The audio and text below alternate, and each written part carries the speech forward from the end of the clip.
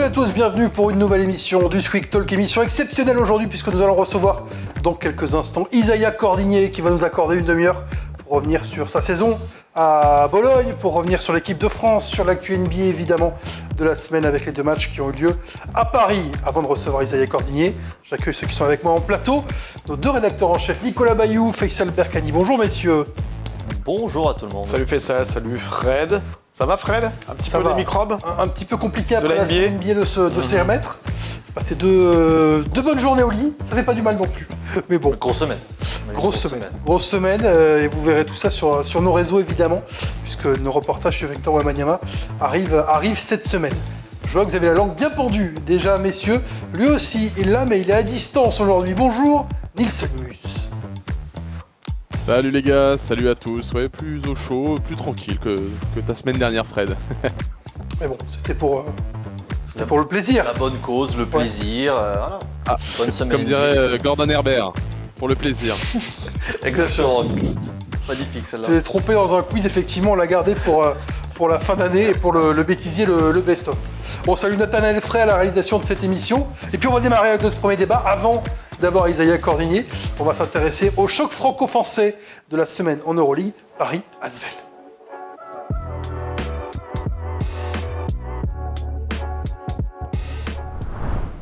Paris-Asvel à l'Adidas Arena, ce sera jeudi soir dès 20h15 sur Sweek. On aura le plaisir de vous retrouver avec Ali Traoré pour ce qui peut être un tournant évidemment pour les deux équipes dans cette fin de saison Euroleague.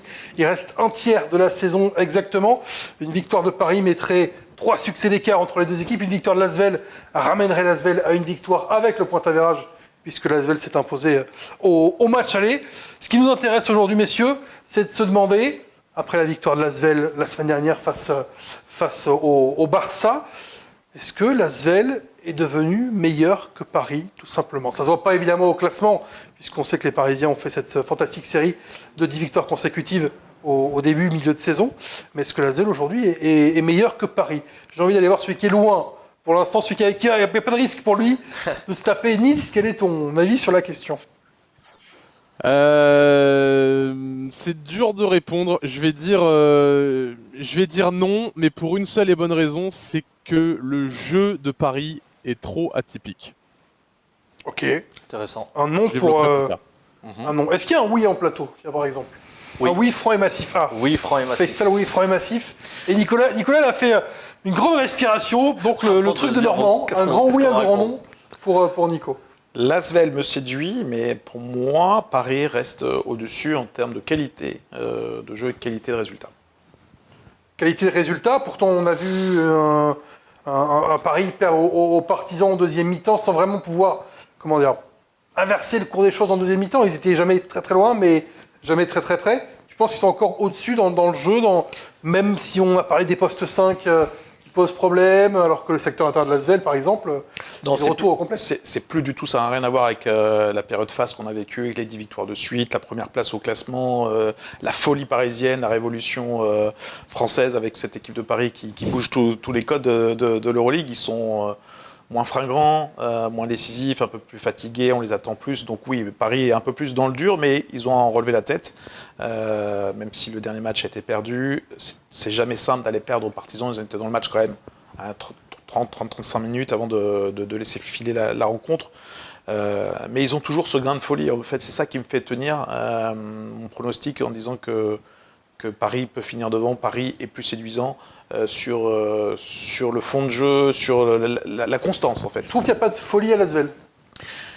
Non, il y a de la séduction. Pour moi, je retrouve des choses qui me plaisent. Un Nando qui redevient le Nando de Colo un peu magicien. Il y a du Nils Sacco qui m'étonne, qui m'impressionne physiquement par sa puissance. Je ne m'attendais pas à ce niveau-là. Théo Malédon rayonne. André Robertson, même Paris Lee me fait plaisir. Alors que c'est un joueur qui nous énerve souvent en fin de rencontre. Donc l'Asvel propose des choses hyper intéressantes. On l'a déjà dit dans l'émission. Et en ce moment, c'est vrai qu'ils battent des gros de l'Euroleague. Donc bravo à cette équipe de l'Asvel qui est régulière aussi en ce moment dans ses performances. Elle perd des matchs de pas beaucoup. Justement, cette régularité pour moi fait que l'Asvel, pour moi, est une meilleure équipe que Paris. Paris, c'est une équipe de série. On l'a vu avec leurs 10 victoires de suite. On a vu ensuite derrière, de mémoire, 5 défaites consécutives. Paris a un jeu très flamboyant, très séduisant. Mais honnêtement, en termes tactiques, ce que propose l'Asvel, même en termes de profondeur, depuis plusieurs semaines, malgré la blessure d'Emba Ndiaye qui a fait du mal sur le moment, mais qu'ils ont réussi à remplacé par Ben Menti là, et en plus Geoffrey Lauvergne est de retour. Lauvergne est de retour, ça va faire du bien, même si Nils Sako, ça lui fait du bien d'être titulaire, d'avoir du temps de jeu, d'apprendre, de progresser. Je trouve que l'Asvel propose un équilibre bien plus intéressant que le Paris Basket aujourd'hui. Ça me fait penser à une équipe qui a peut-être les moyens d'aller imaginer, titiller le top 10, le top 8 sur cette fin de saison grâce à une régularité. Il faudra faire évidemment attention aux blessures. Mais j'ai trop peur pour Paris que il y ait peut-être une bonne série qui va arriver et derrière ça va s'écrouler. Trop de séries, trop d'irrégularité pour moi. J'ai les calendriers de la fin de saison, je vous les donnerai tout à l'heure, vous verrez. Et les deux sont pas faciles. Ils sont très très compliqués pour les deux équipes. Nils, tu étais au commentaire de Asvel Barcelone la semaine dernière. T'en as pensé quoi du jeu de l'Asvel dans ce match ? Le jeu est absolument délicieux. On se régale avec l'Asvel. C'est ça qui est peut-être un petit peu piégeux, c'est que la question c'est est-ce que l'Asvel est plus forte ? Tu me demandes si c'est une meilleure équipe. Est-ce que c'est une meilleure équipe ? En fait, moi, ce qui me dérange, c'est que c'est une meilleure équipe dans ce que je connais, quoi, dans la circulation de balles, dans les postes où, à l'intérieur, tu as des garçons concerts qui sont capables de marquer, des meneurs créateurs, tout ça. En fait, j'ai du mal à les comparer à Paris parce que Paris, c'est un jeu que je connais moins, donc ça commence à faire depuis l'année dernière, mais c'est toujours dur à comparer. Parce qu'il y a moins de le fond de jeu, excuse-moi Nice, le fond de jeu, il est difficile à décrire pour Paris. Un néophyte du basket, il va te demander comment Paris joue. Comment lui répondre ? C'est une équipe qui va jouer up tempo, qui va shooter rapidement, mais défensivement, il n'y a pas grand-chose à définir précisément en termes de basket pur. L'Asvel, c'est une équipe qu'on a l'habitude de voir. Enfin, c'est du basket, c'est beaucoup plus basket, beaucoup plus tactique. Ça a été longtemps la relance presque à outrance pour Paris, ce qui a fonctionné. Ça a fonctionné. Jusque-là. Mais est-ce que ça va fonctionner jusqu'à la fin de saison ? Et le 3 points, beaucoup de 3 points outrance. Après, c'est normal, c'est le basket d'aujourd'hui. Mais je pense que Pierrick Poupé, ce qu'il est en train de construire avec cette équipe, peut permettre à l'Asvel d'être meilleur sur un match, d'être meilleur aussi sur une série.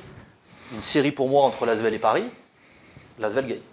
Toi, il faut qu'il soit en quart de finale, par contre, parce que là, en Euroleague, on n'aura pas. En Euroleague, pas de série entre Paris et l'Asvel. On ne sait jamais. On peut avoir un play-in entre les deux équipes. On peut avoir un play-in entre les deux équipes, entre Paris et l'Asvel. Pour moi, ce qui va définir, alors je ne sais pas comment on pourrait résumer, qui joue le mieux, qui est le plus fort, c'est le résultat comptable au final. Les styles, on l'a bien compris, sont bien différents.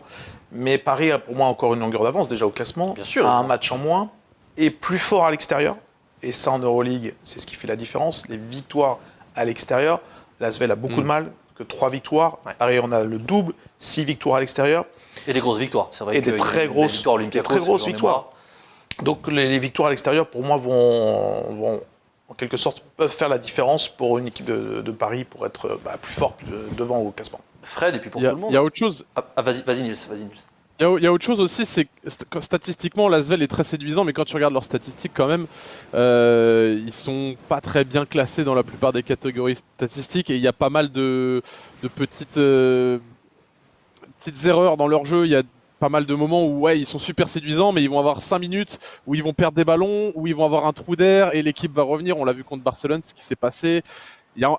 C'est séduisant et des fois, j'ai l'impression qu'on est peut-être un petit peu des fois trompé par à quel point le jeu est plaisant à voir et on ne voit pas les défauts parfois. Alors, en fait, on a l'impression, cette année, par rapport aux années précédentes, on n'est pas habitué à avoir une équipe de l'Asvel qui fait des gros coups comme ça, même si ils ont l'habitude de battre Barcelone. C'est leur dernier gros succès en date. Mais d'avoir un peu plus de régularité, d'être au coude à coude sur la longueur avec certaines équipes, mais finalement de perdre. Et en fait, par rapport à ce qu'on attendait, est-ce qu'ils nous surprennent par les résultats ? Est-ce que quelque part, ils surperforment par rapport à ce que... Ils nous ont surpris dans les résultats, ils nous ont surpris dans le jeu quand même, parce qu'on ne s'attendait pas à voir l'équipe fonctionner autant dans ce début de saison. Parce qu'on ne s'attendait pas à un Malédon exceptionnel comme on le voit. Non, on s'attendait pas. On s'en souvient. Nils Sako, c'est un rookie. Nils Sako, c'est un rookie. Malédon, on était vraiment dans l'interrogative totale avec lui. Et là, Nando était en difficulté, grande difficulté par moment l'an passé. Lauvergne, pareil, saison blanche, qu'est-ce que ça allait donner, Geoffrey Lauvergne ? Il y a beaucoup d'interrogations qui sont aujourd'hui très positive, répondent d'une manière très positive. Il y a un collectif qui s'est vraiment créé. Moi, je reste frustré par vraiment la blessure d'Mbaye parce qu'il était vraiment sur une pente ascendante en termes de confiance, en termes de jeu. Il rentrait vraiment dans le système poupée. C'était vraiment dommage, mais ça a été vraiment bien supplé derrière. Il y a un Melvin Aginsa qui par moment va arriver à faire de belles choses. Même un Edwin Jackson sur un match qui va prendre feu et puis qui va aller mettre 12 points et ça va permettre à l'Asvel de bien se sentir. Et comme tu l'as dit, Nando aussi qui revient vraiment au premier plan et qui a compris parfaitement son rôle de sixième. Ce qui est séduisant, c'est toute la cohérence du projet, le coach, les joueurs qui s'entendent bien avec le projet du coach. On voit vraiment des choses très très plaisantes dans le jeu et tout ça a un sens en fait. Tout ça a un sens. Alors après, est-ce que ça suffit pour aller plus haut? Pour moi, ça suffit. En Euroleague, en tout cas pour aujourd'hui me dire, je trouve que l'Asvel est une meilleure équipe. Mais est-ce que vous arrivez à comparer comme Nils qui dit Paris c'est trop atypique finalement?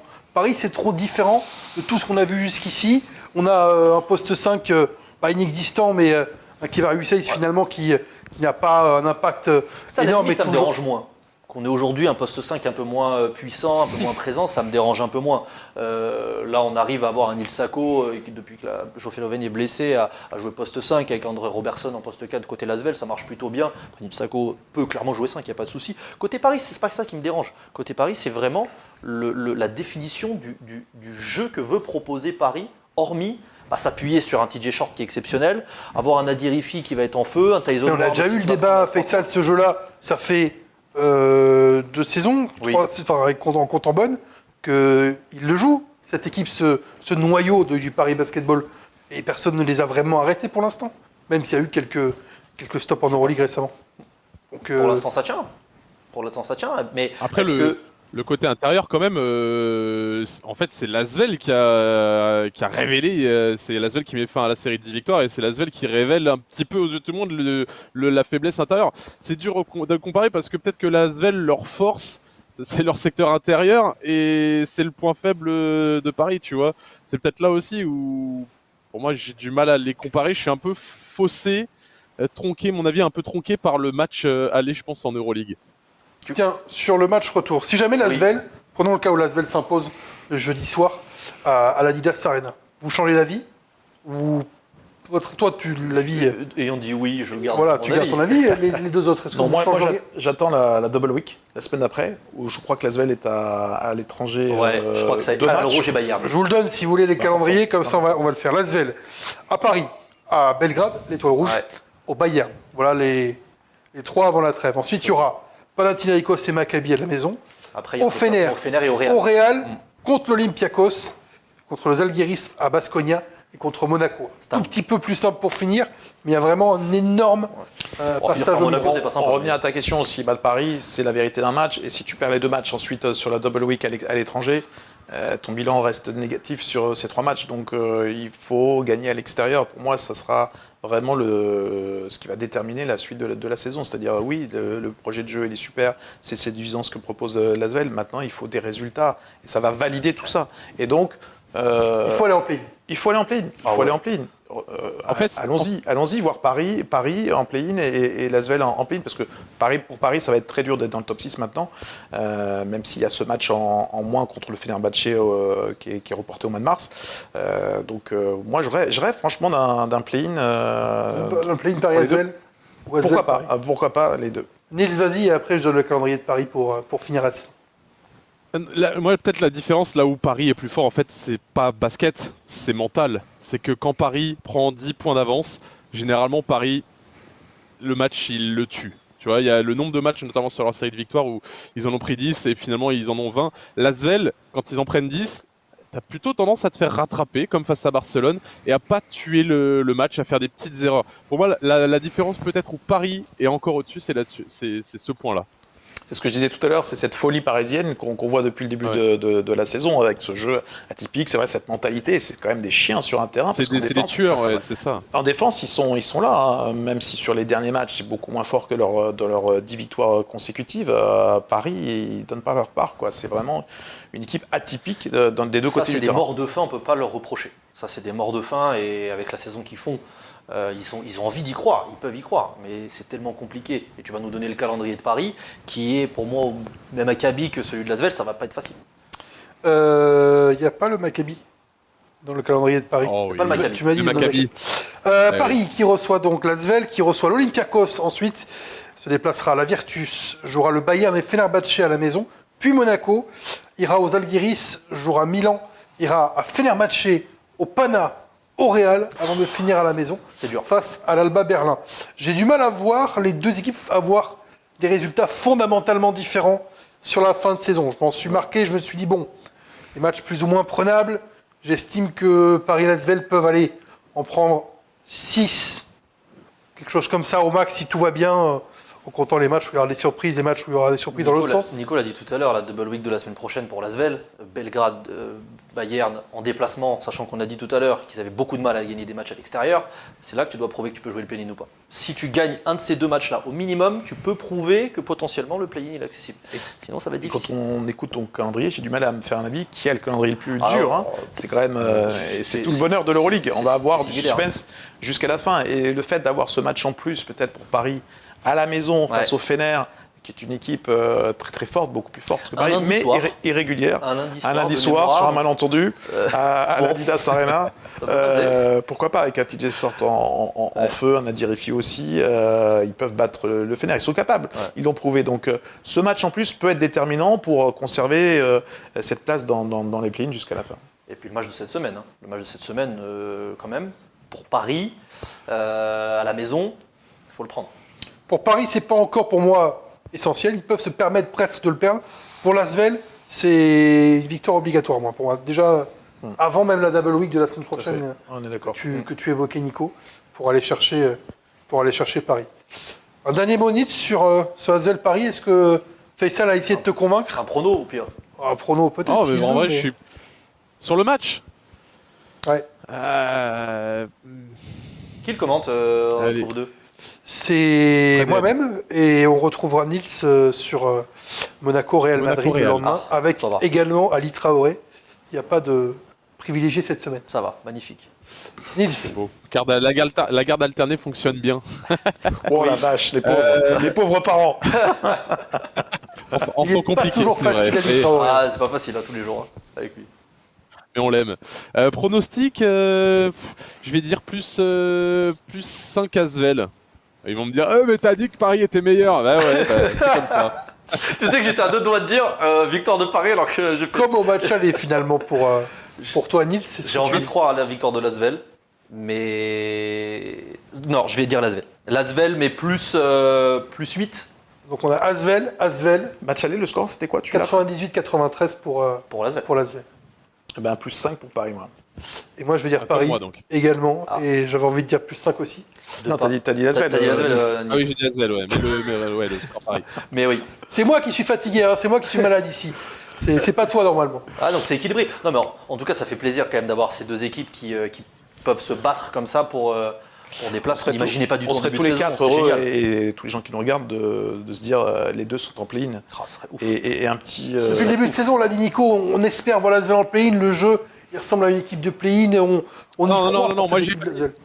Moi, j'ai pas dit j'espère. Moi, j'ai dit ils seront au play-in. t'as Avec dit, ils Cyril sont- Méjane, on a ouais. dit ils seront au play-in. Bon, écoute, on a encore un tiers de saison pour voir ça. Effectivement, les calendriers pas simples pour les deux équipes et un match déjà peut-être décisif entre Paris et l'Asvel jeudi soir. Rendez-vous 20h15 sur Squeak. Messieurs, Isaiah Cordigny nous attend. L'arrière français de la Virtus est avec nous dans le Squeak Talk.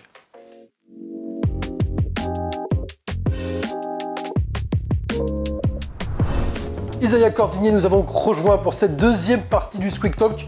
Bonjour Isaiah, comment ça va? Bonjour à tous, ça va très bien, ça va très bien. Bon, en plateau avec nous, les deux rédacteurs en chef de Squeak, Nicolas Bayou, Faisal Berkani, Nils Nimus également avec nous. T'as changé un peu, Nils, qu'est-ce qui se passe? Il y a des soucis, non? Nils c'est plus là. Ouais, je Nils crois c'est que- plus là, je crois qu'on l'a perdu, on va le retrouver dans quelques instants, c'est pas grave. Bon, de toute façon, c'est avec toi qu'on a envie de discuter, Isaiah, clairement, pas avec Nils, on l'entend assez. Isaiah, avant de parler de l'Euroleague, ta saison à Bologne, on voulait revenir un petit peu sur la NBA à Paris la semaine dernière. Nous, on a débattu de la NBA Europe la semaine dernière. Déjà, est-ce que tu as suivi les deux matchs NBA à Paris cette semaine? Je sais que tu as joué en même temps que le premier match en Euroleague, donc tu as forcément vu le premier match à Paris. Ouais, voilà, j'ai pas pu voir les matchs, mais forcément que j'ai suivi l'événement. Je trouve ça toujours cool. de NBA Game en France, à Paris, pour les fans, pour aussi le basket français, pour l'exposition. Et puis maintenant, d'autant plus avec Vic et les Spurs qui viennent, c'est une aura différente pour nous. Donc je trouve ça vraiment cool. Est-ce que tu as toujours l'effet waouh, toi aussi, quand tu vois Victor jouer? Là, il a claqué un match à 30 points, 10 rebonds, voilà, une séquence incroyable dans le troisième quart-temps sur le premier match. Est-ce que toi aussi, quand même en tant que basketteur professionnel, quand tu vois Victor Wembanyama, tu as des étoiles dans les yeux finalement? Bah, ce que je répète souvent, quand il était encore très jeune, il était encore cadet qui s'entraînait avec nous, il y avait toujours un moment waouh à l'entraînement. Même s'il faisait un mauvais entraînement, il y avait toujours un moment waouh. Et en fait, là, il le reproduit au niveau pro, quoi. Donc ça prouve à quel point il est unique. Et le plus effrayant, c'est que il va que être meilleur. Et c'est juste le début, quoi. Donc on lui souhaite vraiment de rester en bonne santé et puis de garder l'état d'esprit qu'il a parce que c'est un Vic, il est génial pour ça. Bon, j'entends ta position sur le match NBA à Paris. On voulait en parler parce que en France, il y a un éditorialiste de RMC qui a dit que c'était des matchs pour les bobos, quasiment pour les gogos, finalement, que c'était la stratégie marketing, que c'était des matchs en bois. Toi, tu nous as répondu, Isaiah, c'est pas des matchs en bois pour toi, ça n'existe pas. Non, après, chacun son avis. Moi, je pense que avoir la chance d'avoir un match NBA en France, à Paris, c'est pour beaucoup, voilà, c'est quelque chose qu'ils voient de loin, qu'ils peuvent pas toucher. Donc là, voilà, même si, voilà, après, comme on le sait, c'est aussi du marketing, c'est la NBA, c'est du business. Les places, elles sont pas données, elles sont chères. Donc on peut regretter ça, mais au final, ça permet à plein de gens de pouvoir réaliser leurs rêves, d'aller voir un match NBA, d'être dans une ambiance NBA, ceux qui n'ont pas la chance de voyager jusqu'aux États-Unis. Donc avoir ça sur notre territoire national, bah, c'est que du bonus en fait. Je vois aucun point négatif. Vous, messieurs, on reprend Isaiah dans un instant, mais cette semaine NBA à Paris, oui, c'est du marketing, oui, on le sait, mais on a été voir la NBA House au NBA Store, on a vu plein de gens contents d'être là, de rencontrer des anciennes légendes NBA, voilà, de profiter quelques instants de ce qu'ils n'ont pas finalement au quotidien ou dans l'année avec la NBA en France. Bah oui, je pense que c'est une fausse polémique. Voilà, Daniel Riolo, pour pas le citer, aime un petit peu provoquer et aller chercher la Légèrement. polémique. Voilà, c'est comme ça fait partie du jeu des médias. Évidemment, c'est une chance pour tout le monde d'avoir la NBA à Paris. On est très heureux. Il y a plein de personnes, moi le premier, qui n'ai jamais eu l'occasion d'aller au NBA, aux États-Unis pour aller voir un match NBA. Donc très heureux de pouvoir vivre cet engouement. Et on voit que le basket, en tant que tel, pas forcément l'NBA, mais le basket prend de plus en plus de place en France. Donc c'est pour moi que du positif, comme l'a dit Isaiah. Je vois pas où est le mal au contraire, avoir 2 matchs NBA Non, mais cette année. on est tous d'accord. Je crois que les arguments avancés, c'était des arguments de Ligue 2, voire même de National. Tu vas prendre un tweet. Parce que je pense que la NBA est indissociable du business, on en est d'accord, mais quelle chance pour les gamins de voir Victor, qui est un joyau du basket français, du sport national, comme Léon Marchand. Donc c'est génial de le voir pendant quasiment une semaine. Il s'est baladé, il a fait des choses caritatives au Chénet. Donc il y a eu des choses très, très, très positives de cette semaine, hormis le sport, hormis le business. Moi, ce qui m'a déçu, et Isaiah, j'aimerais bien avoir ton avis dessus, c'est peut-être sur le sujet de la NBA Europe. On avait eu un débat la semaine dernière. Il y a eu finalement très peu d'annonces, c'est très flou. Et ce projet, on en entend parler depuis des années. Est-ce que entre joueurs, entre adversaires même, vous commencez à en parler de cette arrivée de la NBA? Parce que finalement, moi, ça m'a déçu de voir qu'il n'y avait rien de concret d'annoncé par Adam Silver. Bah, non, on n'en parle pas. Enfin, je vais reprendre un truc qui est un peu parallèle, mais voilà, par rapport à Dubaï, l'équipe de Dubaï qui rejoint l'Euroleague ou pas, c'est des choses qui sont dans les bruits de couloir et au final, voilà, c'est pas des choses en fait qu'on se concentre pas là-dessus. Nous, on est là, on joue notre compète. C'est assez dur comme ça, l'Euroleague pour gagner le plus de matchs possible. Donc pour le moment, non, on n'en parle pas. Je pense qu'ils sont surtout peut-être juste au début du projet. C'est peut-être rien, c'est peut-être sérieux. Mais On verra. Il n'y a que le temps qui nous le dira. C'est quelque chose qui t'intéresserait sur le papier, de te dire tiens, pourquoi pas faire partie d'une ligue brandée NBA? ou toi dans l'absolu, voilà, que tu affrontes les meilleures équipes d'Europe dans un market Euroleague ou marketé NBA, pour toi ça changerait pas grand-chose. La ligue fermée, peu importe, je pense que ça peut être quelque chose de bien pour le basket européen, parce que je pense que ça peut relever, ça peut que faire augmenter le niveau, augmenter la marque, que ce soit l'Euroleague ou voilà une autre. Mais je pense que il me semble qu'il y avait eu NFL Europe aussi il y a des Exactement. années de ça. Exactement. Est-ce que NBA Europe ça pourrait être stylé? En vrai, ça pourrait être stylé. Après, l'objectif c'est d'être compétitif et de jouer contre les meilleures équipes. Et qui dit ligue fermée, dit quid des championnats nationaux. Ce que je peux comprendre, nous, on a toujours envie de jouer contre les meilleures équipes, mais il y a une partie un peu historique qui est indissociable aussi sur les championnats nationaux. Donc c'est une question qui est vraie, c'est un débat et une question qui est vraiment épineuse. Bon, la NBA Europe, on a compris ton point de vue, Isaiah. On va revenir sur l'Euroleague, évidemment, et la Virtus. Est-ce que tu peux nous faire un tableau déjà de ta saison, globalement, à la Virtus, avant qu'on rentre dans le détail? Bah, elle est compliquée parce qu'on voulait être. On avait des objectifs, voilà, de confirmer notre saison de l'année dernière, d'essayer de s'améliorer. Donc voilà, après on continue de se battre. On voit qu'on peut être compétitif. C'est juste maintenant combattre les habitudes qu'on a eues sur le début de saison. Et rester confiant sur notre capacité à gagner des matchs.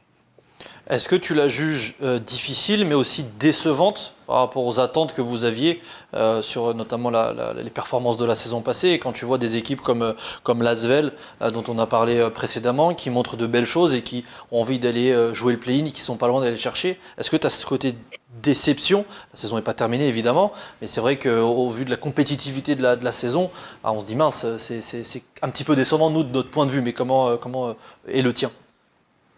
Ah bien sûr, moi je pense qu'on est les premiers déçus. Les joueurs, c'est nous qui sommes sur le terrain, c'est nous qui avons un coin de bien faire et on n'a pas bien joué, on n'a pas répondu aux attentes. Répondu à nos attentes premièrement, en tant que groupe, en tant qu'équipe. On s'en fiche un peu de l'extérieur, quoi, mais donc on est nous les premiers déçus envers nous-mêmes. Est-ce que Et après, comme tu dis, la saison elle n'est pas finie. Elle n'est pas finie, la Alors, saison, et on voit vers le haut. justement, est-ce qu'il n'aurait pas fallu changer de coach un petit peu plus tôt? On voit que ça n'a pas bien démarré la saison. Vous avez commencé par 4 ou 5 défaites de suite. Les résultats n'ont pas été positifs ensuite avec Luca Banchi. Est-ce que tu aurais aimé un changement de coach un peu plus tôt? C'est vrai que le changement a été opéré après une défaite face à l'Étoile Rouge, je crois, avec Dusko Ivanovic. Est-ce que tu regrettes un peu le timing? Est-ce que c'était le bon moment? Est-ce qu'avant ça aurait été mieux? Alors moi, je n'ai pas à répondre à cette question. Tout ce que je peux dire, c'est que très vite dans le basket, parce que l'année dernière, coach Banchi, il était mis sur un piédestal parce qu'il nous a permis de faire une très grande saison. Même si on s'est un peu écrasé vers la fin, voilà, personne ne nous attendait à ce niveau-là. Donc voilà, moi j'ai le plus grand respect pour coach Banchi. Je le remercie pour ce qu'il fait pour moi. Et voilà, après c'était pour moi, il a eu le courage, entre guillemets, de dire qu'il voyait qu'il n'arrivait plus à mobiliser l'équipe. Donc il a pris la décision de se mettre sur le côté. Si ça devait être faire plus tôt ou plus tard, c'est facile de le dire maintenant. Moi, tout ce que je peux dire, c'est que... Et voilà, je remercie. Tout ce que je peux dire, c'est que merci à coach Banchi qui nous a énormément aidé et que maintenant avec coach Dusko Ivanovic ça nous a permis de nous remobiliser et de repartir sur un air frais et une énergie différente. Tu peux nous expliquer justement comment ça s'est passé? Parce que c'est lui qui a annoncé, si j'ai bien vu et lu les papiers, qui a annoncé sa démission auprès de vous d'abord dans les vestiaires. Enfin,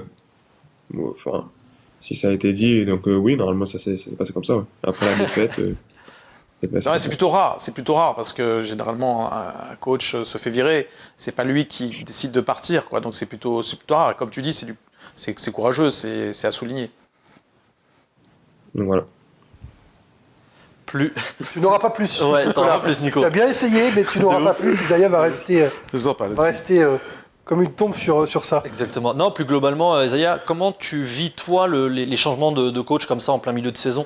Nous, on se pose toujours la question de savoir, quand tu as un nouveau coach qui arrive, il y a souvent la dynamique du nouveau coach. C'est arrivé pour vous, positivement. Mais est-ce que en termes de jeu, en termes de système, en termes d'entraînement, en termes de quotidien de vie, il y a vraiment un changement drastique entre deux coachs? Est-ce que toi, tu l'as ressenti là? Comment ça se passe un petit peu on va dire les premières semaines de changement de coach comme ça en pleine saison? Alors, pour notre cas, en tout cas, coach Jushko, il a été intelligent parce que ça s'est fait progressivement. Voilà, les coachs, quand ils arrivent au milieu de saison, ils voient déjà les bases de l'équipe, ils essaient pas de tout bousculer d'un coup. Ça se fait étape par étape, où après il met en place son identité, comment il veut nous faire jouer, etc. Ça parle français ou pas un petit peu avec Dushko? Parce qu'on sait qu'il parle français, il Ouais, fait un petit quelques peu, interviews un et tout, petit ça va peu. quand même? La relation Ça va, humaine. Ouais. Parce que moi, je savais pas du tout, et du coup, il commençait à me parler en français, je lui répondais en anglais. Il me dit, pourquoi tu parles anglais? Il parle français. Donc, Nous aussi, on était on surpris. parle un peu français. On en a parlé un petit peu en antenne tout à l'heure, mais est-ce que tu redoutais l'arrivée de Dushko par rapport à ses entraînements? On sait qu'il a des entraînements de malade, qu'il en a fait souffrir des joueurs, qu'il a fait connaître des cauchemars d'entraînement à beaucoup de joueurs qui sont passés, notamment à Vitoria avec lui. Est-ce que tu redoutais un petit peu ça? Est-ce que tu en avais entendu parler de cette réputation de Dushko? Oui, bien sûr, parce que comme je dis, il a une réputation d'un coach qui est très dur, etc. Après, comme je dis, il a fait vraiment les choses intelligemment, petit à petit. Par contre, voilà, après, les entraînements, c'est dur. Il demande beaucoup. Mais comme je dis, c'était peut-être ce qu'on avait besoin, nous, en tant qu'équipe. Voilà, on a vu qu'il y a eu des résultats aussi. Donc, c'est dur, mais c'est comme ça. Et puis la saison, elle est encore longue. Et puis, ça nous permet aussi de pouvoir nous dépasser. Et puis de regarder vers le haut, comme j'ai dit juste avant. On est à 5 victoires du play-in, bien loin de ce qu'on voulait. Donc voilà, il nous reste une douzaine de matchs, il me semble, un peu plus. Et on sait qu'on va falloir gagner la majorité si on veut accrocher les play-in. Donc c'est long, mais ça commence à être... voilà, il n'y a plus trop de jokers à griller, quoi. C'est un vrai espoir auquel tu te raccroches le play-in parce que certes c'est très dense cette année, mais T'es obligé, Fred. on se dit que vous êtes loin. Bah, t'es obligé. T'es obligé, même je pense, Isaiah, tu me dis si je me trompe, mais jusqu'au moment où tu joues jusqu'au bout, tu as envie d'avoir un objectif quoi qu'il arrive. Après évidemment, quand tu es en J33, J34, tu sais que c'est mort mathématiquement. Bah, là après tu te concentres sur le championnat, tu te concentres sur d'autres objectifs, même personnels. Mais là il reste, comme l'a dit, je crois 12 matchs de mémoire, 11 ou 12 matchs, je crois que c'est la J24 cette semaine. Il reste un tiers de la saison. Il reste un tiers de la saison. Donc un tiers de la saison, tout est possible. Évidemment, ça va être compliqué. Ça paraît très difficile. Même en tant qu'observateur, ça paraît très difficile. Non, après, tu te mens pas. Tu regardes le classement, tu te dis, Isaiah, pour que vous alliez en play-in, il vous manque. Vous êtes actuellement. Faut se bouger les fesses. Faut bouger les fesses, vous êtes 7e. Oui. Vous avez 7 Ah oui, victoires, je suis 16 d'accord, comme défaites. je Il faut dis. se dire, il faut gagner quasiment Ah ouais. 8 ou 9 matchs. C'est un beau challenge aussi. En vrai, c'est un beau challenge Ouais, aussi. bien sûr, exactement, T'avais- c'est ça. Comme j'ai dit, il n'y a pas beaucoup de jokers à griller, quand même 0. Donc voilà, je pense qu'on a tous envie de montrer qu'on peut faire mieux, qu'on peut être compétitif. Et voilà, c'est de viser le plus haut possible et le plus atteignable possible. Et pour nous, c'est le play-in. Et puis on a d'autres objectifs en cours aussi concernant le championnat. On accroche la première place. On a la Coppa Italia qui va arriver en février. Donc en fait, c'est des objectifs à court et moyen terme qui nous permettent de toujours regarder vers le haut, peu importe l'Euroleague ou le championnat national. L'Euroleague qui est complètement folle cette saison, qui est ultra dense. On voit qu'il y a 3 victoires d'écart entre le premier et le 14e quasiment. Entre le 3e et le 14e, Ouais, non, on va mais dire c'est fou. plutôt. Ouais, c'est fou. C'est fou de ton point de vue de voir qu'il y a cette densité qui se recrée dans le basket européen. Bah, on disait que l'année dernière c'était fou, cette année Ouais. c'est encore pire. Chaque année, j'ai l'impression qu'on Oui, se dit. c'est ça. Tous les gens ont dit, c'est encore plus fou que l'année dernière. Chaque année, on se Ouais. dit, cette saison, c'est la plus folle. Et l'année prochaine, ça va être pareil. Enfin, c'est exponentiel. Là donc toutes les équipes qui se sont, on va dire, un peu loupées l'année dernière, Red Star, l'Étoile Rouge, Milan, toutes ces équipes-là qui n'étaient pas attendues en bas du classement, bah, cette année, elles sont en combat, quoi. Elles sont en combat. L'Asvel, ça Isaiah fait que, aussi. voilà, ça fait que Peut-être- en fait, la compétitivité de la compétition, elle est dense, quoi. Elle est folle. Tu parlais des équipes qui se rattrapent par rapport à l'an passé. Quel est ton regard justement sur l'Asvel, sur Paris, le rookie, sur Monaco qui reste une place forte? Comment tu juges leur saison? L'Asvel, on en parle souvent dans l'émission, qui a un beau projet cohérent cette année. Ouais, bien sûr, je pense que par rapport à l'année dernière, ils se sont renforcés intelligemment et c'est un groupe qui est plus complet et qui est plus cohérent. Et puis voilà, Théo, il fait une saison extraordinaire. Ça me fait super plaisir pour lui. Et elle a été construite intelligemment, je trouve, l'équipe. Donc c'est vraiment bien. Paris, ils ont fait la sensation. J'espère qu'ils vont pas faire comme nous l'année dernière, où ils vont faire une énorme première partie et une bonne deuxième partie. Et puis Monaco qui est toujours là. Donc non, ça prouve aussi que les trois têtes du basket français, elles travaillent dans le bon sens et qu'elles sont cohérentes. Ah, pour toi, la 34e journée, Monaco dans le top 6, Paris-Asvel en play-in. Vous avez une place pour la Virtus. Ah, la Virtus, c'est vrai. Non, mais je parle des équipes françaises. Ah oui, bah oui. La Virtus, bien entendu. Je pense, j'espère pour le basket français. Après, moi, je me concentre aussi sur mon équipe. Si on peut gratter la place dans le play-in à la place de l'Asvel ou Paris, moi, je suis très très chaud. Hein. Je vais pas me faire prier. En plus, on reçoit Paris là dans 2 semaines pendant la double week. On a perdu de très peu chez eux, donc non, il n'y a pas de. Moi, je pense à mon club avant.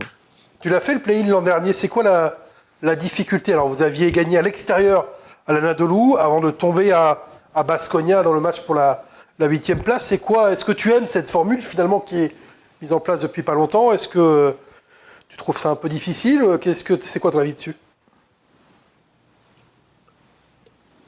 On va toujours penser que c'est un peu dur pour le 7 et le 8, parce qu'ils ont fait la saison entière et ils méritent d'être là où ils sont. Après, avec une Euroleague aussi dense, sûrement du 8 ou 12, ils vont peut-être avoir le même record. Donc au final, est-ce qu'un match comme ça, à coup sec, ça servirait pas aussi à les différencier? Je sais pas. En tout cas, c'est une formule qui fait jouer plus de matchs, mais qui donne encore plus d'enjeux pour toute la saison. Je trouve ça bien aussi pour les équipes qui sont comme dans notre situation, qui peuvent toujours regarder vers le haut et puis espérer accrocher un ticket last minute. Donc ça relève en fait la compétition et comme ils disent every game matter, bah, là ça prend tout son sens avec le play-in. Ah, surtout sur une ligue fermée où effectivement tu n'as pas la relégation comme enjeu en bas, ça, Ouais, ça te met effectivement un enjeu. Avant de parler de l'équipe de France, Nicolas, je crois que tu voulais poser quelques petites questions en rafale, des questions un peu plus triviales, peut-être, quoique je pense que tu parles Euroleague surtout aussi à Ouais, les petites questions Isaiah. pour toi et Isaiah sur l'Euroleague, mais sur d'autres sujets. Quelles sont tes 4 équipes pour toi qui seront au Final Four à Abu Dhabi? Donc on vient de l'apprendre. 4 équipes du Final Four.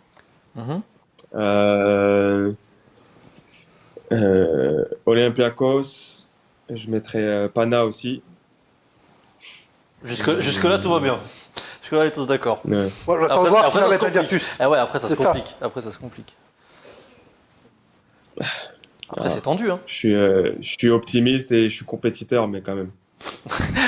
On ferait l'exploit du siècle de l'Euroleague, Ouais. là, je pense. Si on... Ah ouais, là, c'est la préfère remontada. avoir on la- sait la jamais, belle hein. surprise. Faut Eh. jamais dire jamais. Voilà, mathématiquement, c'est fait, mais bon. jamais. D'autres équipes. Après, non, je mettrais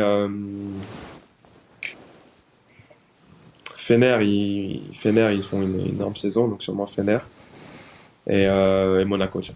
Petite pièce pour Monaco. Ouais, c'est un peu tout ce qu'on a dit. On avait eu le débat la semaine dernière, on avait nous tout le monde a émis les deux clubs grecs. Les sondages, je crois que mettez ça aussi, les sondages de l'Euroleague officiel, mettez ces 4 équipes-là. Les 4 équipes au Final Four, qui serait pour toi le MVP de la saison? Le cœur balance souvent entre Vezenkov et Kendrick Nunn pour le moment. Est-ce que tu en as un autre? Non. Pour moi, c'est entre les deux. Bah, c'est dur. Bah, pour moi, les deux le méritent. Celui qui aura le meilleur record collectif, je pense, c'est celui qui prendra le titre, quoi. Et en ce qui fait la Mention spéciale à TJ Short parce qu'il fait une Mhm. saison incroyable pour moi.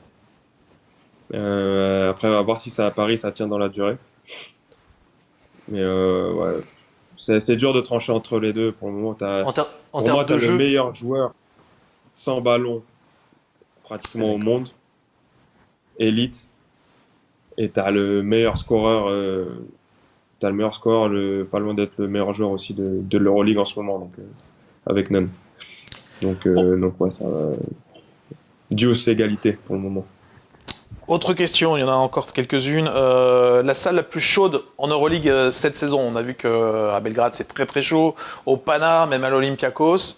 Est-ce que tu en vois d'autres? Et quelle est pour toi la salle vraiment la plus chiante, où c'est plus chaud et surtout où tu prends la force du public ou au contraire tu te détestes? Stark Arena, Partizan. Partizan c'est plus fort que Ça- l'Étoile Rouge? Il n'y a Pour pas moi, de débat, hein. Manifestement, il y a vraiment réponse c'est directe. sorti Alors, cash. alors j'aimerais mettre un peu de subtilité. Voilà. Le premier chant L'Étoile du Rouge. début, plus puissant sur l'Étoile Rouge, pour moi. Par contre, sur toute la longueur du match, les Partisans, ça fait plus de bruit. C'est encore plus dense, Ils c'est sont incroyable. debout 2 heures, les mecs. Et, Les mecs, ils s'arrêtent pas. ouais, et bon, après, tu as les deux de Belgrade et puis Pana. Pana aussi, c'est depuis qu'ils sont revenus au top niveau, le Pana, c'est. En plus, la nouvelle salle, ils ont tout bien fait, tout modernisé. Voilà, c'est quelque chose. C'est quelque chose. Isaiah, en match, qu'est-ce qui te procure le plus de plaisir? Un énorme Thomas, un dunk ou alors faire une belle passe décisive? Ah, cette année, les deux, hein. Après, la plus d'adrénaline, c'est c'est les dunks, tu vois, il n'y a pas photo. Après, voilà, cette année avec mon développement, etc., et que ma capacité à créer qui a bien progressé, ben voilà, ça me fait kiffer. Ça me fait kiffer parce que je partage le ballon, je fais plein de choses différentes sur le terrain, donc ouais, je kiffe. Je prends énormément de plaisir. Maintenant, il faut des victoires. Isaïa, le meilleur passeur de la Virtus cette année, Nicolas, 4,2 passes de moyenne. Je te laisse compter. C'est important de le rappeler, parce qu'effectivement, il y a un impact aussi dans ce jeu-là. Petite dernière question, basket ou plutôt télé. Quand tu es chez toi, quand tu veux regarder un match, tu es plutôt Euroleague ou NBA? NBA, c'est trop tard. Moi, je dors. C'est ce que j'allais dire. Euroleague, Sinon, il dort pas. C'est impossible. Parce qu'on joue pratiquement autant de matchs. Donc, Peut-être plus les tu playoffs. dois avoir ton repos. Ouais, les playoffs, je kiffe regarder en NBA toujours. Dès que je peux regarder. Après, le problème, c'est que c'est pareil. Nous, on est en pleine période aussi de playoffs souvent.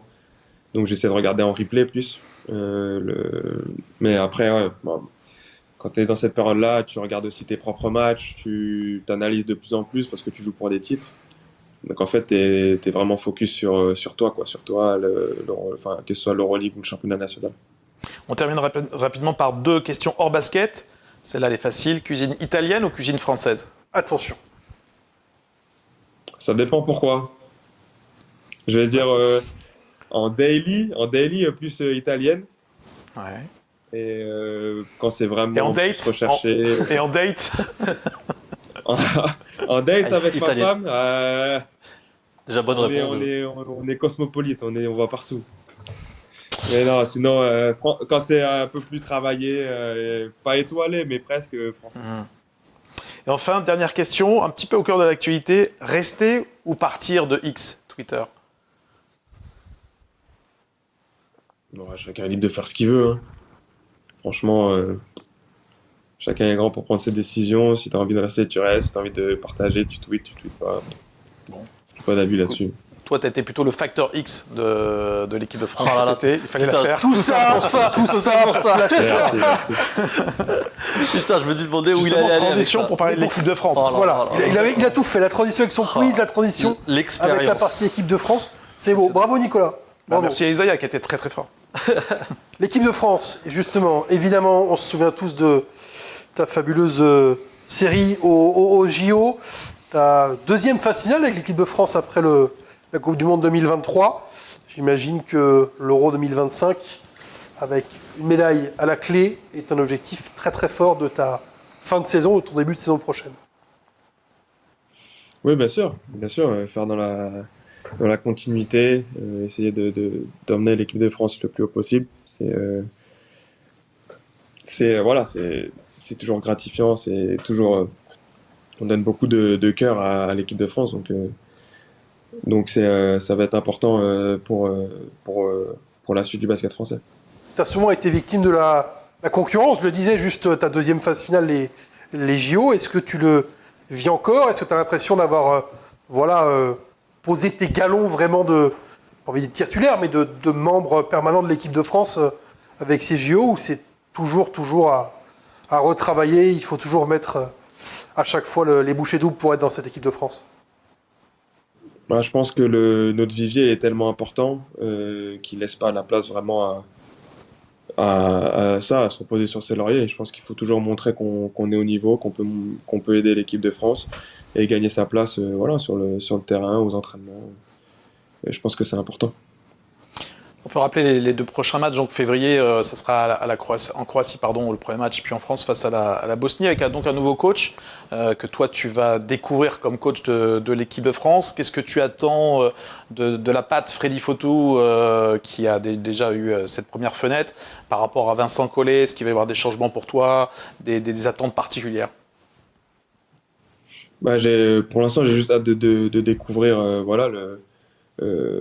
le système, l'environnement du coach, son identité de jeu. C'est quelque chose que je suis très curieux de voir pour pouvoir évoluer sous ses ordres. C'est beaucoup d'excitation, c'est de la curiosité, d'engouement. C'est un nouveau cycle et puis je vais profiter de ces fenêtres pour découvrir tout ça. Freddy nous avait dit dans l'émission, dans le Squeak Talk, qu'il avait déjà 7 noms cochés pour l'Euro 2025. Est-ce que tu penses que tu fais partie de ces 7 noms? Question piège. Non, j'en sais rien. Comme je l'ai dit juste avant, en plus, il faut toujours avoir en tête de gagner sa place, peu importe. Donc non, pour moi, je pense à ma saison et puis à mon niveau sur le terrain, c'est tout. Tu l'as eu au téléphone en amont de la liste qu'il a donnée où il y a ton nom et le retour de 8 joueurs Euroleague pour février? Pas encore, mais il doit m'appeler dans les prochains jours. Okay. Donc là, vous allez prendre un petit peu les marques, parce que c'est ce qu'il a dit aussi, Freddy Fotou, que c'est dur de connaître des joueurs en si peu de temps. Voilà pourquoi certains ont été appelés, pas d'autres. Donc il y a une vraie connaissance à faire aussi avec les coachs, j'imagine, et c'est pas facile sur 5 jours pour les coachs et pour les joueurs. Bien sûr. Après, c'est toujours le format des fenêtres qui est un peu spécial. C'est toujours un peu comme ça, qui plus est avec un nouveau coach, un nouveau staff. Donc, on va pouvoir s'adapter. Bon, on attend ton retour en équipe de France impatiemment. Ouais, petite question plus personnelle, Isaïa. On s'était vu il y a quelques années pour un reportage dans une période un peu difficile pour toi à cause de tes sacrés genoux qui t'ont fait souffrir. C'était une période de doute, une période où tu as beaucoup travaillé au Krebs à Antibes. Et je trouve que ce que tu montres depuis ce moment où vraiment tu étais dans l'incertitude totale sur la suite de ton basket, de ta carrière, c'est de la résilience. Tu peux nous parler un petit peu de ce genre de moments qui sont très pénibles finalement, mais qui peut-être, je ne sais pas, tu vas nous le dire, te renforcent psychologiquement? Ça, c'est sûr que ça te renforce parce que déjà sur une année un peu comme ça, on apprend énormément sur soi-même, que ce soit physiquement ou mentalement. Et j'avais toujours dit que cette étape elle allait être nécessaire pour moi. Déjà, premièrement, physiquement, parce que si je voulais aller au maximum de mon potentiel, il fallait que je sois que je maximise mes capacités et que je sois en bonne santé. Et après, c'est savoir où tu veux aller, le garder en ligne de mire tout le temps, l'objectif. Pas le perdre de vue. Et puis, moi, j'ai eu la chance d'avoir un environnement autour de moi qui m'a énormément soutenu dans mes décisions. Que ce soit ma famille, que ce soit ma femme, qui était déjà là à l'époque. Mes amis, mes agents, coachs. Voilà, j'ai la chance d'avoir construit un cercle autour de moi dont je suis fier et qui m'aide énormément dans ma vie. Et ces personnes-là, elles ont été là pour moi quand j'en avais le plus besoin. Et je m'estime chanceux d'avoir eu ça. Parce que ça vient te donner les petits boosts quand justement, quand tu vois que c'est long, quand il y a beaucoup de hauts et de bas. Et en fait, tu es en perpétuelle compétition avec toi-même pendant cette période-là. Et voilà, je suis aujourd'hui, mon parcours parle de lui-même. Tiens, le passé avec Nicolas, moi je te parle du futur pour terminer. C'est quoi la suite pour Isaiah Cordigné? T'en es où? Ton contrat avec Bologne et qu'est-ce qui se passe ensuite? Ce qui se passe ensuite, c'est qu'on va gagner plusieurs matchs et qu'on va essayer de se qualifier en play. Après, le reste, Oh là là, c'est beau. Oh, magnifique. Bien esquivé la question. Il a été très très fort. Non, mais au-delà du contrat, par les business, tout ça. Genre, toi, là, t'as 28 ans, 29 ans à la fin de l'année en novembre. T'as encore un rêve que tu veux avoir, je sais pas, remporter une médaille avec l'équipe de France là pour l'Euro? Est-ce que c'est aller au Final Four d'Euroleague? Est-ce que tu te mets des objectifs comme ça, ou tu vas me dire que comme les footeux, l'important c'est les 3 points et tu fais step by step? En vrai, t'es plus dans quel mood? Non, je pense que j'ai encore des très belles choses que je voudrais accomplir. Je vais pas mentir, faire les Jeux Olympiques à la maison, c'était vraiment les Jeux de Paris, c'était l'objectif ultime que je m'étais mis justement depuis que j'ai commencé ma carrière professionnelle. Donc avoir eu la chance d'y faire, d'y performer, de ramener une médaille à la maison, voilà, c'est un de mes plus grands, c'était mon plus grand objectif en carrière que j'ai coché.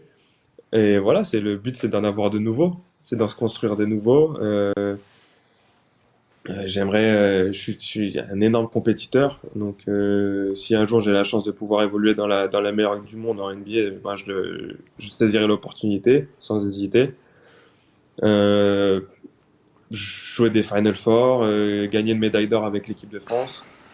Voilà, c'est des objectifs qui sont toujours plus hauts et qui me permettent moi de continuer, voilà, à travailler, à toujours avoir faim, quoi.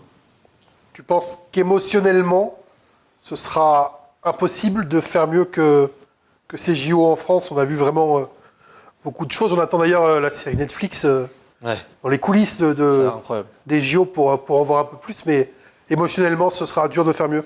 En émotion sur toute ma carrière, je suis jamais allé aussi haut. C'est comme une petite bulle, c'est comme une petite parenthèse de carrière, faire les Jeux Olympiques à la maison, je pense que mais pour tout athlète, c'est une petite parenthèse dans une carrière qui relève un peu du rêve, quoi. Donc pour tout athlète, c'était trop spécial et unique. Justement, t'as évoqué ce mot NBA. Est-ce que c'est toujours dans un coin de ta tête? Comment ça pourrait se faire? Est-ce que tu as toujours ton agent qui travaille pour ça? C'est toujours là, à cette époque, c'était vraiment, je faisais tout pour la NBA, tout était calé pour la NBA, mon travail, mon quotidien. Maintenant, voilà, j'ai plus la même approche, c'est-à-dire que le travail, c'est plus obsessionnel comme avant.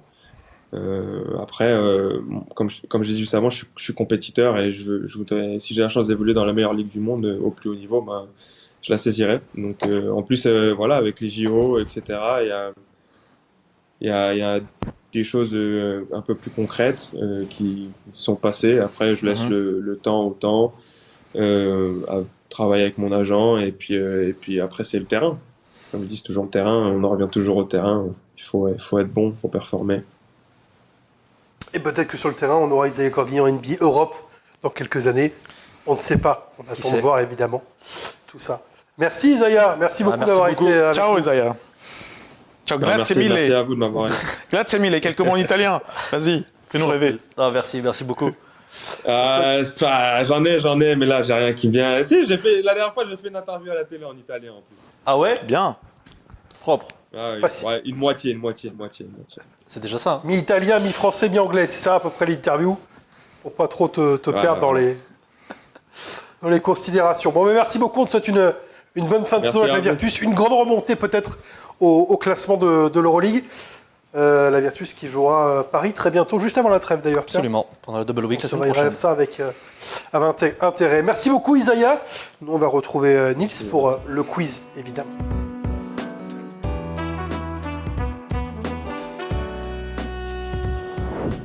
Le quiz du Squeak Talk cette semaine. Quel est le thème cette semaine, Nils? Tiens, toi qui aimes trouver les thèmes du Squeak Talk, du Squeak Quiz. J'aurais dit Isaiah Cordinier, ça paraît logique, mais tu m'as dit non. Tu m'as dit non, donc j'ai suggéré les joueurs du Sud. Non. Bah, le vrai ou le Les joueurs du Sud, c'est-à-dire Les gens du Sud. tu parles, Allez, pourquoi le pas. Sud. On dirait le Sud, mais non, Nils. Ce sera un quiz actu cette semaine, Ah, très très simple. Voilà, on a été piocher Pourquoi ce pas. qui se passe. Tu voulais parler basket, Nils, je le sais. Donc, on va parler basket. La première question de ce quiz concerne évidemment, Nils, et là tu avais raison, notre invité d'il y a quelques instants, Isaiah Cordinier. Combien de sélections en équipe de France pour Isaiah Cordinier? Est-ce que c'est réponse A, Ah, 30 sélections? c'est gentil. Est-ce que c'est réponse B, 40 sélections? Est-ce que c'est réponse C, 50 sélections? Ou est-ce que c'est réponse D, 60 sélections? Ça vaut un point. Ça va mériter Toutes un petit les- D, la réponse D, mais bon. Toutes les questions de ce quiz valent un point.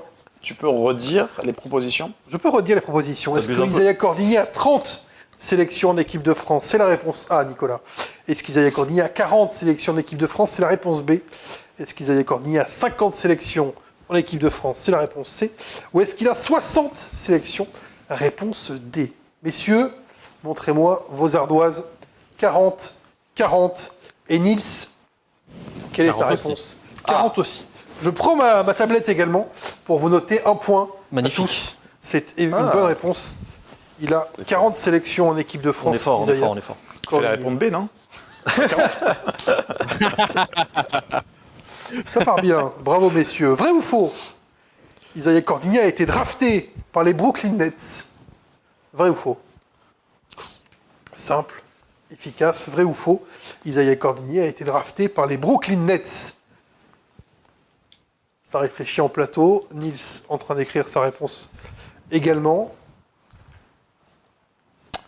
J'aime pas. Ça hésite, hein. Ça Ouais. hésite énormément. Ouais. Ah, j'ai tellement mal écrit. C'est pas grave, c'est un vrai ou faux en même temps. Je pense que je vais arriver à te lire, Faisal. C'est pas faux. Allez, messieurs, vos réponses dans 3 secondes. 2, 1, on y va. C'est faux ici. C'est faux. Et Nils, je vois pas ce que tu as écrit parce que tu écris en rose et que c'est loin. C'est vrai. Vrai. C'est une mauvaise réponse, Nils. C'est complètement faux. Drafté C'est par faux. Atlanta. Ouais, bien. Bravo, Nico, qui avait la bonne réponse. Pas de points supplémentaires. Mais non, Non, on est pas d'accord. de points supplémentaires, évidemment. Vous allez les réclamer toutes les semaines. Et toutes les semaines, il n'y aura pas de points supplémentaires. Très bien. 2 points pour Faisal et Nico. Vont-ils aller vers le sans faute, T'avais le répondu grand quoi? chelem? J'avais répondu faux. Ah, faux, d'accord. Je n'avais juste pas indiqué le, D'accord. la franchise. Et Nils, 1 point. Question 3 également pour 1 point. Tout vaut 1 point, je ne vais pas répéter à chaque fois. Qui a gagné le NBA Paris Jam? Ah oui, si, je l'ai. Je l'ai. Ah, quel team? Faut dire quoi? Le nom du capitaine. Oh ouais, c'est bon. Qui a gagné le NBA Paris Jam? Là, je viens de perdre Nico, là, qui Ouais. va regarder. C'est bon, il je vient de l'ai. me fusiller J'ai le du MVP. regard. Ah, je suis très content. En Il y a mode, le cette MVP, question mais... de gros bâtard. De quelle équipe était... Voilà, quelle équipe a gagné le NBA Paris Jam? C'est simple. Je l'ai. Il y avait 2 capitaines, globalement, il y en a un des Ah, deux t'as qui une a chance sur gagné. 2, hein. Oui, bien sûr. Déjà, faut se souvenir des capitaines. Oui, Oui, déjà, il on faut va se souvenir des souvenir des capitaines, mais bon. Attention, Ah, quand même, on a couvert l'événement.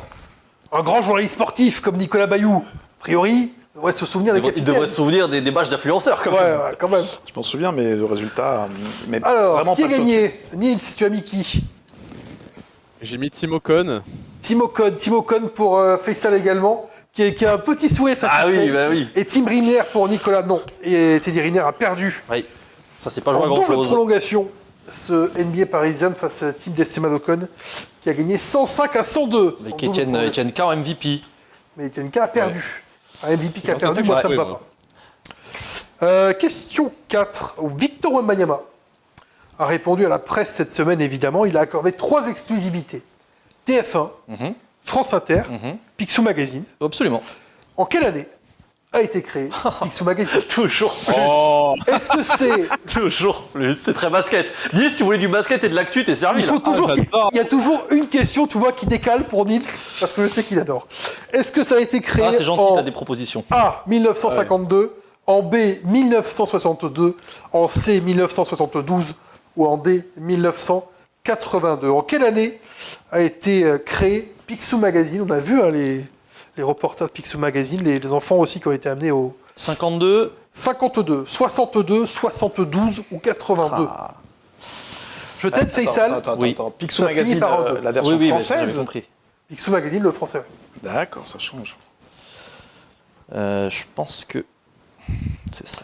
52, 62, 72 ou 82. En quelle année Non, j'hésite. a été créé Picsou Magazine? Tout le monde a répondu, c'est bon? Non, attendez, je change. Non, C'est du fais pif. ça. non, c'est pas du pif. Non, c'est pas du pif. Parce que Alors, si j'ai non, la- c'est Picsou Magazine. Pif, c'est autre chose. tu sais, si j'ai la bonne Ouais. réponse, c'est que c'est pas du pif, C'est j'aurai plus un tard, argument. pif. C'est bon. Gadget, c'est autre chose.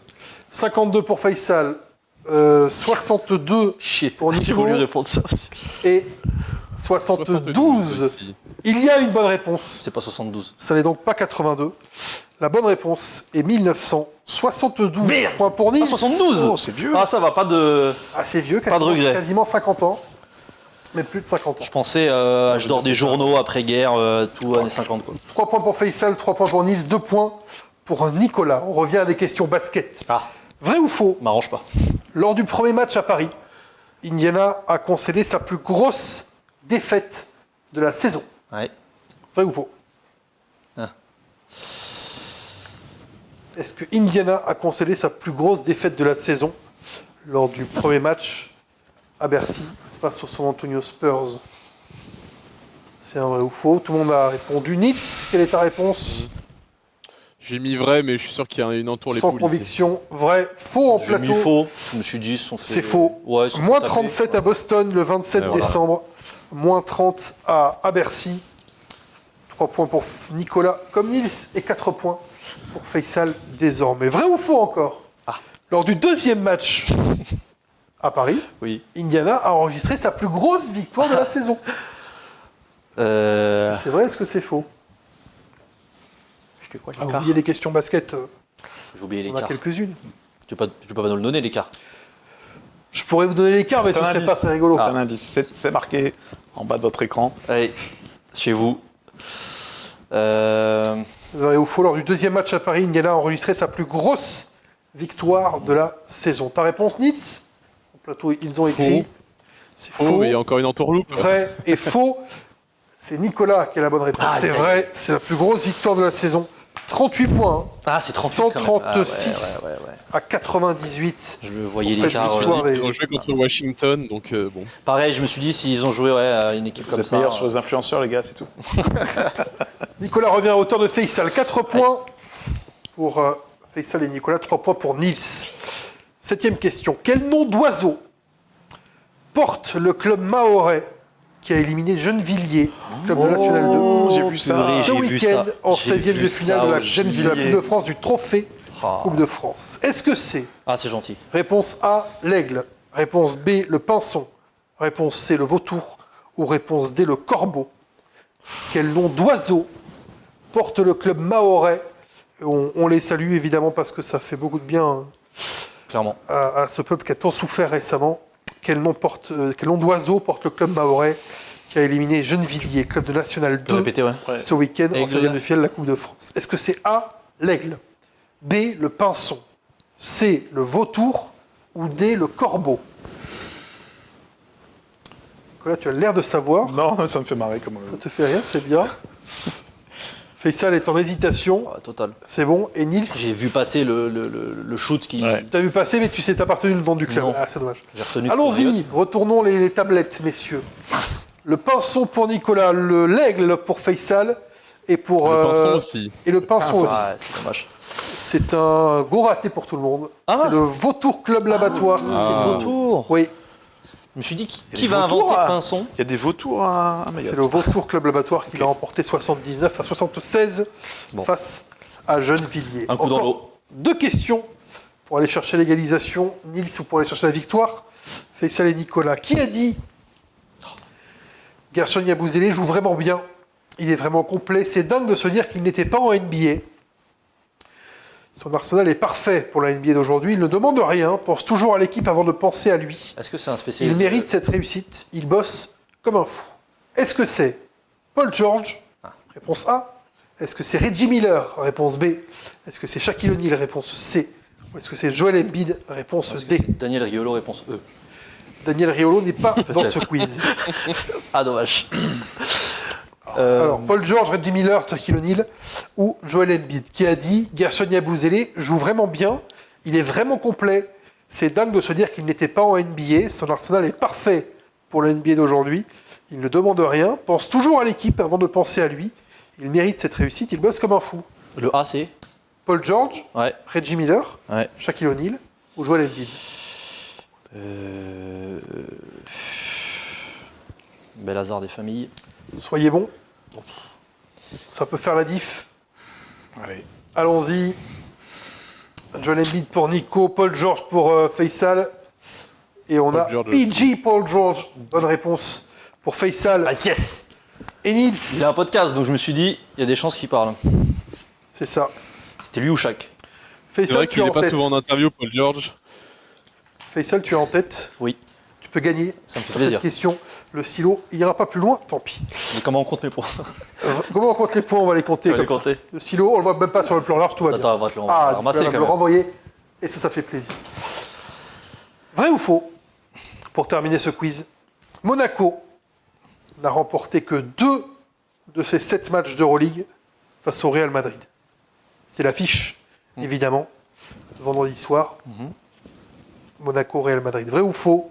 Monaco n'a remporté que 2 de ses 7 matchs d'Euroleague face au Real Madrid. C'est pour gagner, Faisal, concentre-toi. Oui, bah, quand on sait pas, tu sais, ça va vite. Hein. Alors attends, ne retourne pas tout de suite parce que toi, tu oui. peux gagner. Très bien. On va retourner chez Nils et Nico. Nico, 30. vas-y. 30. Nico, il dit vrai. Nils, tu dis quoi? Vrai. Tu Et ça dis doit vrai dire vrai. également. Ça fait un point pour Nico. Ça fait un point pour Nils. Parce qu'effectivement, c'est vrai. Faisal, si tu as mis vrai sur ta tablette, tu as gagné ce quiz. Il a l'air serein, il a mis vrai. Il a l'air serein, il a mis vrai. Oui. Il était serein, effectivement. Bravo. Effectivement, 95-94 après prolongation, le 8 décembre 2022 à Madrid. On se souvient évidemment du tir de Mike James. Oh, et que puis, janvier l'an dernier, 98-74 à Monaco. Une petite charade pour le plaisir, pour terminer. Pour le plaisir. Mon premier est dit d'une maison remplie de fantômes. Mon premier est dit d'une maison remplie de fantômes. Mon deuxième est le nom familier d'un appendice masculin. Et mon tout, Antetokounmpo. non. Et mon tout mal. est un coéquipier d'Isaiah Cordigné. Ah oui. Ante Zizic. Ante Zizic, Ah, très très bonne réponse. Antetomic. Mais Ante Zizic, ouais. Très très bonne réponse de Nils. Je vois que tu Il a passes réussi à caler Zizi. Il a réussi à caler Zizi dans son rébut. Et ça, c'est bravo, Fred. Rien que pour ça, c'est un quiz réussi. C'est Félicitations. clair. Je vois que l'influence d'Ali Traoré plane sur toi, Nils, et j'en suis ravi. Je vous donne les matchs. Oui. On suit cette semaine sur Squeak. Si je le retrouve, parce que les fiches, c'est en bazar, mais ça, c'est pas très grave. C'est habituel. Voilà. On a Bourg-en-Bresse, je peux te Regardez, dire. On a hop, Bourg-en-Bresse qui joue contre l'Apoel Jérusalem mercredi soir À quelle heure? à 19h30. Absolument. On a Monaco qui joue contre le Real Madrid jeudi soir. Non. Dommage, c'est vendredi soir. C'est vendredi à 19h. Et entre-temps, il y a Paris-Asvel, Qui est jeudi 20h30 à l'Adidas Arena. 17e journée d'Eurocup. Bourg qui peut encore finir entre la 2e et la 7e place Ouais. de son groupe. C'est très important mercredi soir. Ce sera avec toi, Nicolas Bayou. Et puis les 2 autres matchs d'Euroleague. 24e journée, on rentre dans le dernier tiers de la saison. Every game matters, comme d'habitude, en Euroleague. Merci de nous avoir suivis dans le Squeak Talk. On vous donne rendez-vous la semaine prochaine. Comme d'habitude, ce sera le dernier Squeak Talk avant la trêve de l'Euroleague. Ciao, ciao.